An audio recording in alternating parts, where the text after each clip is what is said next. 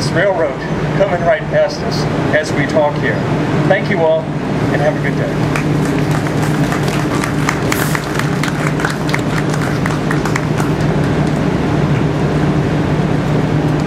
Good morning, everyone. I'm Linda Mann, Vice President of Marketing with the Jackson Convention and Visitors Bureau.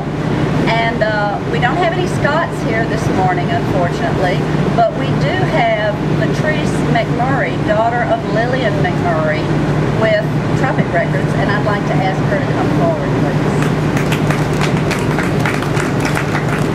Latrice, with gratitude for Scott and Trumpet's contributions to Jackson, Mississippi's music industry, cultural heritage, and tourism, we'd like to present you with this commemorative invitation to this event.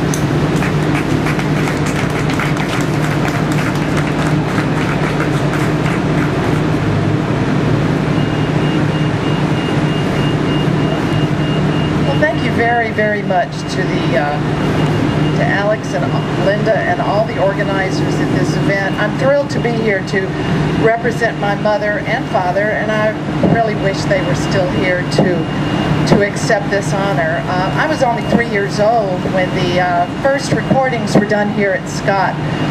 They started recording here in November 1950 and ended in November of 1952. And I'm really thankful for this event for many reasons, but one is to make me go back and actually study the chronology of this. My mother's most famous for her blues recordings. She did Sonny Boy in Elmore, of course. She also recorded Arthur Crudup, Big Joe Williams, and in the gospel field, she recorded the Blue Jay Singers and the Southern Sons, all here. And in the rockabilly field, Worley Fairburn and Kay Kellum. And some of her rockabilly stuff really was early proto-rock and roll on the level of Bill Haley and the Comets. She was trying to incorporate that market, but she is the most famous for her blues recordings. I read in a wonderful book written by Mark Ryan about the history of Trumpet Records that, in keeping with what Dr. Sistrunk was saying, that it was not unusual for her to do 120 takes on a song. And my mother had very high standards in every possible way. She was very hard to please. She was a tough taskmaster. But at Scott Radio Service, she would just have to smash the discs and break them, because there was no editing whatsoever, so that verifies the story about Elmore. I was the closest to Sonny Boy Williamson. He was in and out of the house all the time, and he was an incredibly powerful and charismatic character, and he was the closest musician to my mother. But she recorded such a wide variety of things here, and I thank you very much for the award.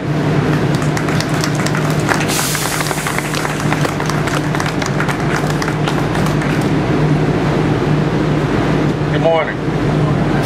Good morning. All right, we have a beautiful crowd. I bring you greetings on behalf of the Mississippi Development Authority, Mississippi Blues Commission, and City of Jackson. We are delighted to have our 116th marker along the Mississippi Blues Trail here in downtown Jackson once again. This is the 109th marker for the state of Mississippi. We have 7 markers located outside the state in places like Chicago, Illinois, Memphis, Tennessee, Helena, Arkansas, down the road in Faraday, Louisiana, in front of the Alabama Music Hall of Fame in Muscle Shoals, Alabama, one out in Rockland, Maine, and we just recently did one in Grafton, Wisconsin, for home of Paramount Records, which recorded a lot of early blues musicians like Charlie Patton, Son House, Mississippi Sheiks, Big Bill Broonzy. And today we are honoring a site. I had one of the reporters ask me about this occasion and how important it is to the Mississippi Blues Trail. We wanted to honor the musicians. We started out honoring many musicians. Our very first marker honored Charlie Patton. We honored folks here in town like Ishmael Bracey and Dorothy Moore, but we also wanted to honor sites that were important to the blues that helped create this culture.